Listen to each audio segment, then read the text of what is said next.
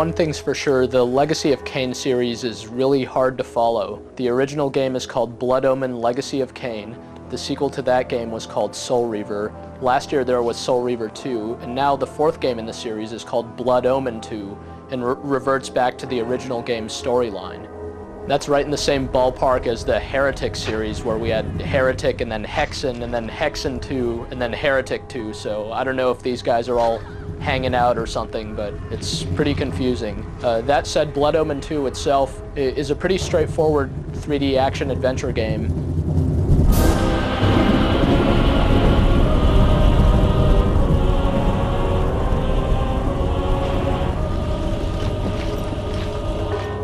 The game itself is about Kain, who's once a nobleman turned into a rather sinister vampire when he gets tricked, essentially, and now he's this sort of vengeful but very ambitious vampire who wants to rule the world. The game starts out where he awakens from centuries-old defeat and finds himself in a world that's very similar to what you'd find in the Thief games, actually. It's kind of filled with magic and yet filled with some primitive technology as well. And in this world, vampires are nearly extinct, so Kain joins with a small resistance force to try to bring vampires up to their rightful rulership.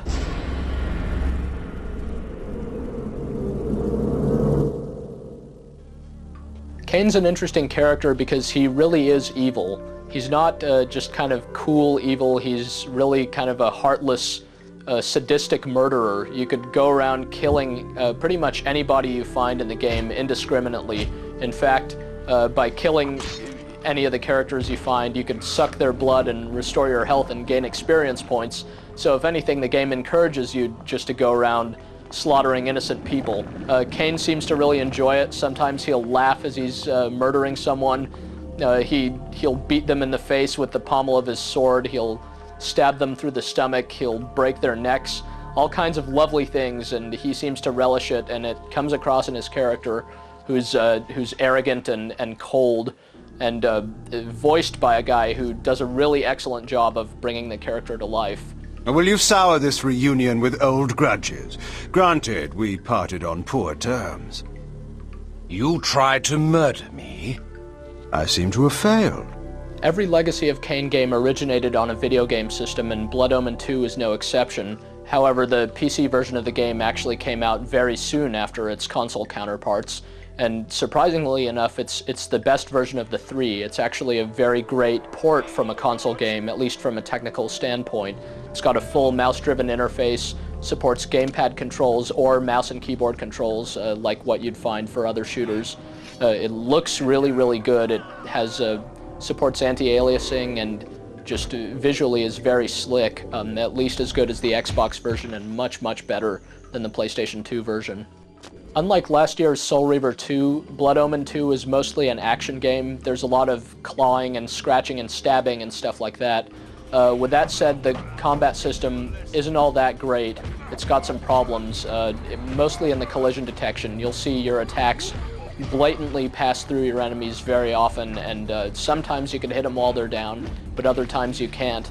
Things like that will get kind of frustrating, and you'll also find that your enemies really don't help each other out at all. You could be holding one up off the ground by the neck, and the other one is just going to stand around and watch as you beat up on this guy.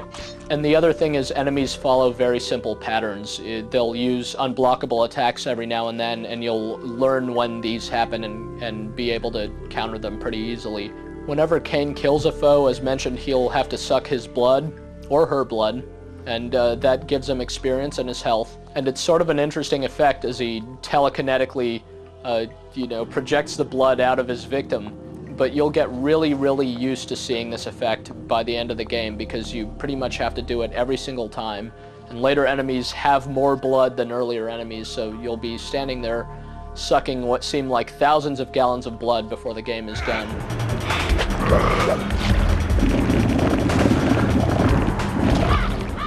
Besides the action, there's some puzzle solving in the game, but similar to the action, the puzzle solving is really quite basic and not that interesting. It's basically a lot of cranking wheels and throwing levers and opening locked doors and stuff like that. Kain does get a number of special abilities over the course of the game. To begin with, he could blend in with the mist to assassinate his victims. His eye like he reads too much. Oh, a swell, was he? That's right. And he What do we have here?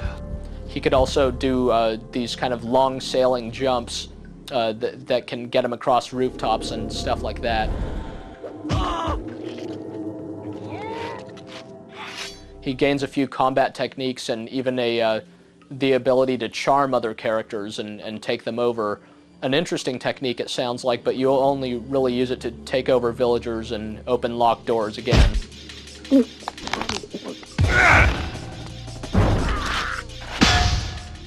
Some of the textures are kind of blurry, but there's a lot of detail in the character models. You'll see their different facial expressions, and the levels themselves are actually quite big. There are 11 of these really long, sprawling levels in the game.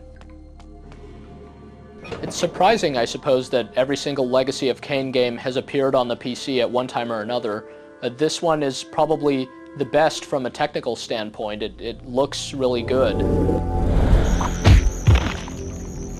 So while the gameplay isn't the best thing about it, Blood Omen 2 does have a really good story and some really good characters in it, and it's pretty much the only vampire game you're going to get for a little while. So if you're looking for some gory action, it's a good place to look.